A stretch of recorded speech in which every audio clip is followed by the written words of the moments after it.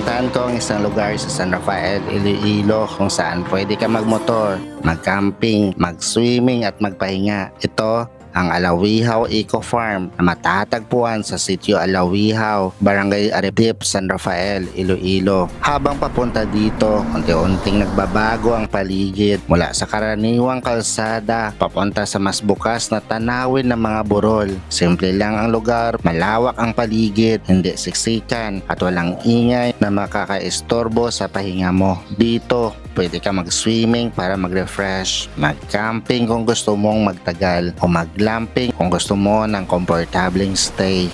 Wish I could say you heartache and the sleepless nights. Give you the cheap codes to get by.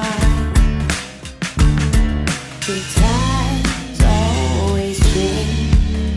Pinakatumatak sa akin yung hapon. Habang papalubog ang araw, unti-unting nagiging golden ang paligid. Tahimik, walang nagmamadali. Parang pati oras humihinto sandali. Paggabi naman, malamig ang hangin at sobrang linaw ng langit. Wala masyadong ilaw kaya ramdam mo talaga yung katahimikan. Entrance fee dito ay 50 pesos na may free swimming. Ang overnight camping naman ay 150 pesos kada tao. At ang glamping ay 250 pesos kada tao.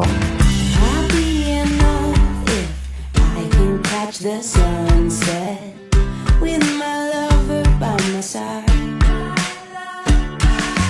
I don't have the right to tell you how to live your life. I know what's right for me and mine.